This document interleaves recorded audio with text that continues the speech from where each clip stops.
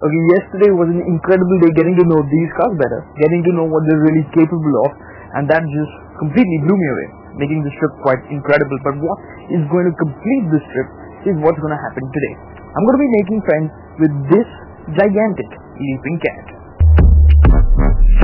This is Jaguar's new XJ, the car that's heading out to challenge the BMW 7 Series and the Mercedes S-Class. To do that, it has to look the part. The XJ is certainly eye-catching. Starting off with a slim cat-like eyes, the new Jaguar grille is bigger. The hood has a rippled feel to it without being all muscled up. The roofline is coupe-like and lends an athletic air to this Royalty Express. The rear is the most striking aspect of the XJ. The rear looks like a cat's paw has scratched it, leaving those streaked tail lamps. It's a look that grabs your attention right away. The interiors too make a mark. There's a relaxed air of luxury that can only come from years of rubbing shoulders with kings, queens and heads of state. You get a sense of space and depth. It feels like you're sitting in a boat with a nose stretching ahead of you.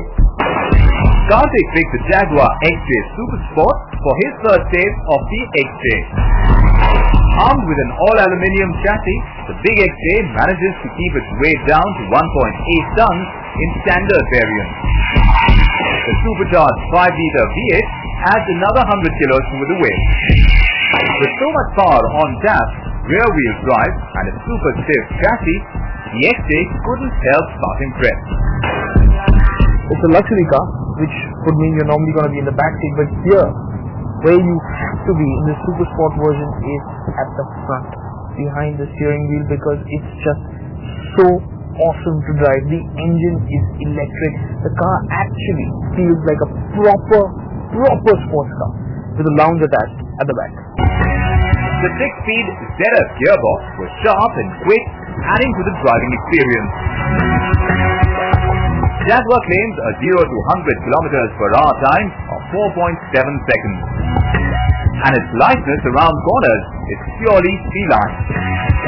When you evaluate the XJ purely as a luxury car, it doesn't quite satisfy.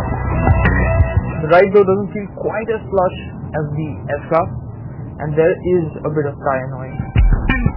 But then the XJ isn't meant to be just a chauffeur-driven car. It's meant to excite from the back seat and from the driver's seat.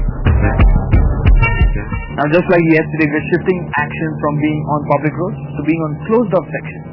And in Jaguar's case, that of course means going to a racetrack.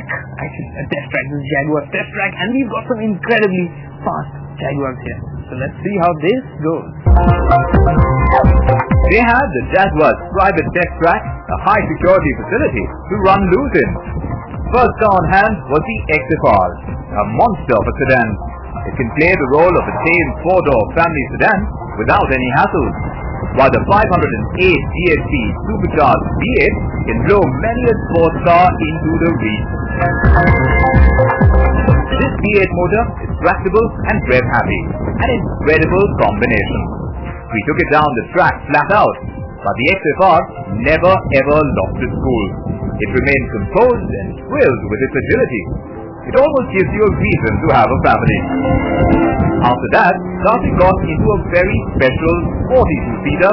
It just blew his mind away.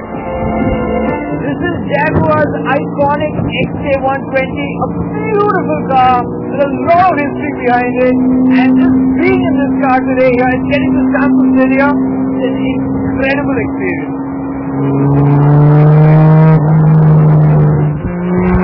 The XJ120 was a star in its heyday, and its warm glow has not dimmed in the last 60 years. Sitting there, listening to the sound of its 200 horses charging out of the exhaust, while the long bonnet stretches ahead, all the while the 305-liter straight 6 motor kept smoothly spinning away. Karthik clearly couldn't do much but grin to himself. And soon he had another reason to widen that grin. The 2010 Jaguar XK-R with black pack and speed pack. It basically means eat your heart out. As to be expected, the XK-R is even lighter, smaller and more agile than the XF. So the 5-liter supercharged V8 just felt electric in this car. It was stunning to drive. The run up to 177 miles per hour was effortless. With the big engine stuffed in the nose, the XK felt like it had a bit of understeer. That's where the rear-wheel drive layout came into play. Just step on the throttle and power your way out. And you wish you could do this forever. It's been an incredible 2 days getting to know these two British iconic marques, getting to know them just a little bit better. I was blown away with Land Rover, Range Rover yesterday, and Jaguar has left me so impressed, especially with the new XJ. That car is walking into some really tough competition, but it's a car that I feel is going to be a star car in that class because it's got so much soul. But on another note, our interaction within these two companies, which are now effectively an Indian-owned company, have been so positive, so bright in the outlook of the future. I really am looking forward to see what Jaguar and Land Rover have in store for us.